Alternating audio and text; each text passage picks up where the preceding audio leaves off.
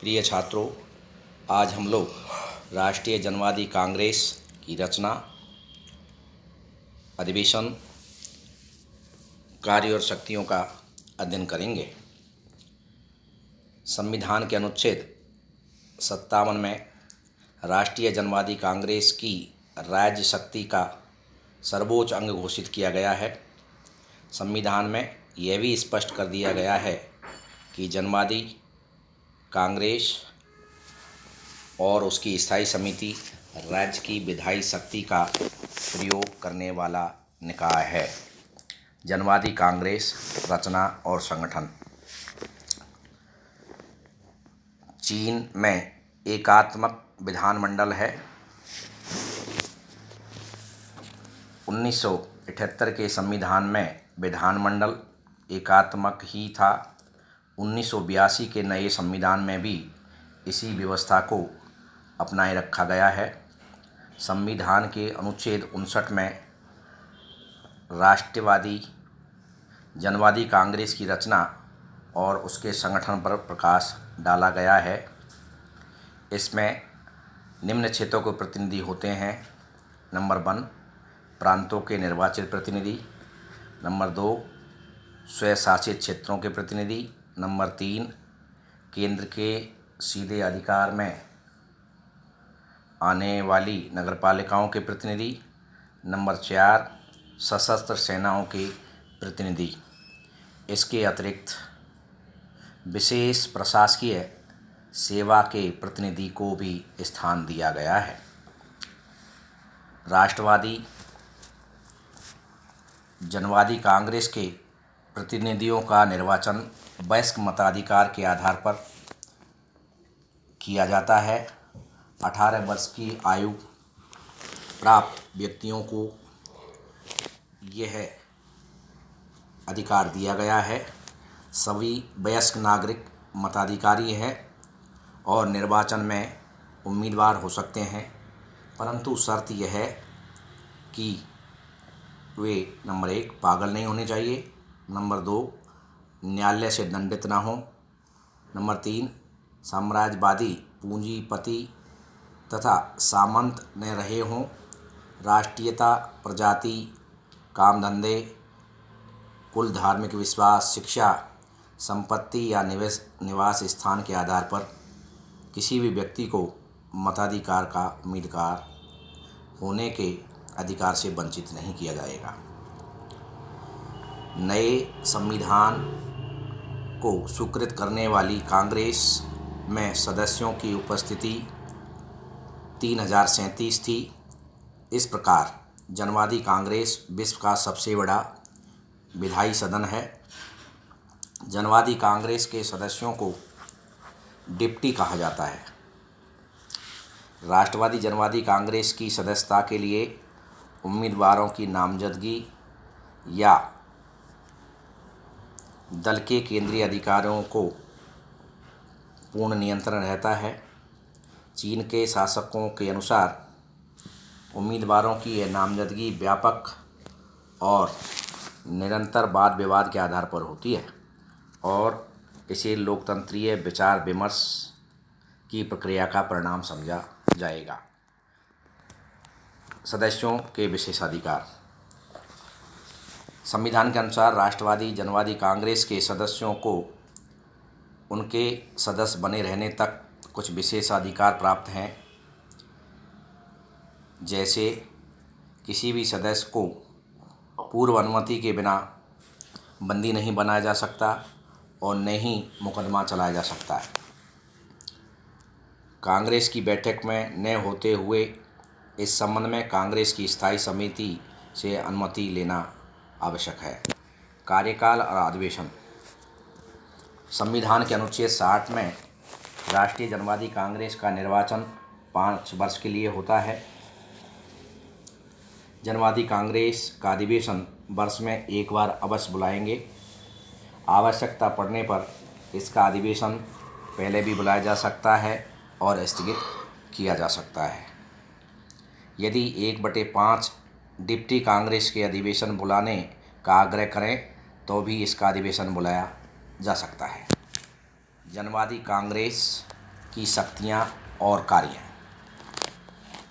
राष्ट्रीय जनवादी कांग्रेस के प्रमुख कार्य और शक्तियाँ निम्न प्रकार हैं। नंबर 1, अपने पहले अधिवेशन में जनवादी कांग्रेस अपनी कार्रवाई के संचालन हेतु प्रेसिडियम का चुनाव करती है। वह संविधान में संशोधन करती है। नंबर 3, वह संविधान के क्रियान्वयन का निरीक्षण करती है। नंबर 4, यह फौजदारी, दीवानी तथा राज्य के विधिक अंगों से संबंधित मूलभूत कानूनों का निर्माण व संशोधन करती है।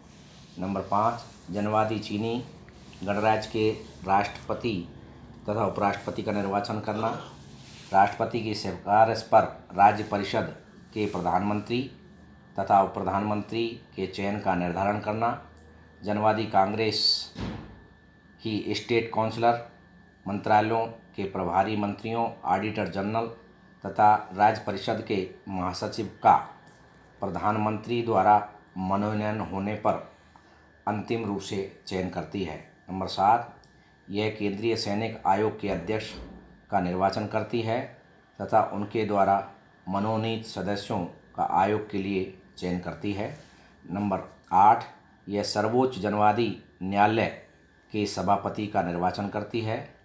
नंबर 9, यह सर्वोच्च जनवादी प्रोक्यूटेरेट के प्रोक्यूटर जनरल का निर्वाचन करती है। 10, यह आर्थिक और सामाजिक विकास के लिए योजनाओं की जांच व स्वीकृति प्रदान करती है। यह योजनाओं के क्रियान्वयन के बारे में प्रस्तुत प्रतिवेदनों की जांच करती है। 11, यह राज्य के बजट की जांच व स्वीकृति प्रदान करती है। यह बजट के क्रियान्वयन संबंधी प्रतिवेदनों की जांच करती है। नंबर 12, यह स्थायी समिति द्वारा लिए हुए अवांछित और अनुचित निर्णयों को बदल सकती है या उन्हें रद्द कर सकती है। नंबर 13, नए प्रांतों, स्वायत्त प्रदेशों व नगरपालिकाओं की स्थापना के लिए इसकी स्वीकृति आवश्यक है। नंबर 14, यह विशेष प्रशासनिक प्रदेशों की स्थापना का निर्णय करती है। 15, यह युद्ध और शांति के प्रश्नों पर समुचित निर्णय लेती है। नंबर 16, यह उन सभी कार्यों और शक्तियों का प्रयोग करती है जो कि राज्य के सर्वोच्च शक्तिशाली अंग के रूप में इससे संबंधित है। नए संविधान के अनुच्छेद 63 के अनुसार राष्ट्रीय जनवादी कांग्रेस निम्न पदाधिकारियों को उनके पद से हटा सकती है। नंबर 1, यह चीन के राष्ट्रपति और उपराष्ट्रपति को उनके पद से हटा सकती है। नंबर 2, यह प्रधानमंत्री, उप प्रधानमंत्री, स्टेट काउंसिलरों, मंत्रालयों तथा आयोग के प्रभारी मंत्रियों, ऑडिटर जनरल तथा स्टेट काउंसिल के महासचिव को उनके पद से हटा सकती है। नंबर 3, यह केंद्रीय सैनिक आयोग के चेयरमैन तथा अन्य सदस्यों को हटा सकती है। नंबर 4, यह सर्वोच्च जनवादी न्यायालय के सभापति को उनके पद से हटा सकती है तथा नंबर 5, यह सर्वोच्च जनवादी प्रोक्यूटरेट जनरल को उनके पद से हटा सकती है। राष्ट्रीय जनवादी कांग्रेस की वास्तविक स्थिति।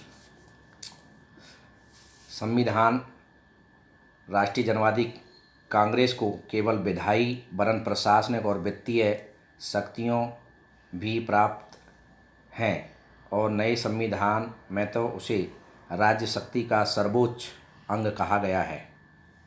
चीन में एकात्मक शासन व्यवस्था होने के कारण जनवादी कांग्रेस को कानून निर्माण की शक्ति पर कोई प्रतिबंध नहीं है और इसके द्वारा किसी भी विषय पर कानून का निर्माण किया जा सकता है।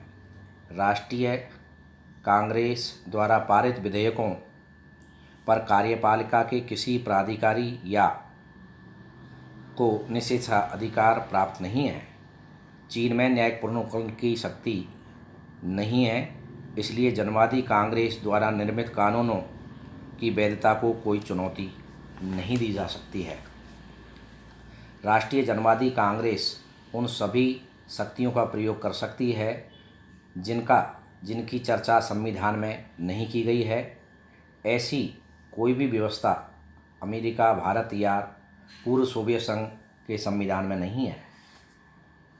केंद्रीय सत्ता जनवादी कांग्रेस को शक्तिशाली बनाने की इस उपबंध का प्रमुख उद्देश्य प्रतीत होता है, परंतु जनवादी कांग्रेस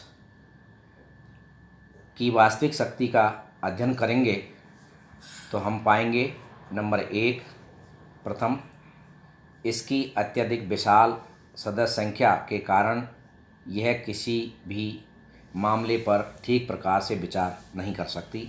नंबर 2, जनवादी कांग्रेस का अधिवेशन बहुत थोड़े समय के होने के कारण समस्त वास्तविक शक्ति इसके 17वां कार्यकाल में करने वालों स्थायी सदस्यों के पास केंद्रित हो गई है। यद्यपि स्थायी समिति जनवादी कांग्रेस के प्रति उत्तरदायी है, परंतु यह उत्तरदायित्व भी केवल कागजी है। नंबर 3, साम्यवादी दल के सर्वोच्च नेता ही सब कुछ हैं, वे ही नीतियों का निर्माण करते हैं। स्थायी समिति या जनवादी कांग्रेस तो केवल संवैधानिक और औपचारिकताओं के नाते अपनी स्वीकृति का मोहर लगाती है। जनवादी कांग्रेस एक दिखावे की संस्था मात्र है। विभिन्न अधिवेशनों में प्रतिनिधियों में सरकारी प्रतिवेदनों, नीतियों और संकल्पों आदि के विरुद्ध जिनके बारे में निर्णय साम्यवादी दल द्वारा कर लिए जाते हैं, नहीं कुछ कहा और नहीं मत दिया। सभी प्रतिनिधियों ने हाथ उठाकर उन्हें स्वीकार कर लिया। इससे स्पष्ट है कि जनवादी कांग्रेस एक साधन मात्र है जिसका प्रयोग चीन का साम्यवादी दल अपने अधिनायकवाद को छिपाने और बनाए रखने के लिए करता है। यदि कोई सदस्य दल के निर्माण की आलोचना का साहस करे तो उसे दक्षिणपंथी करार देकर उनके विरुद्ध कार्यवाही की जा सकती है।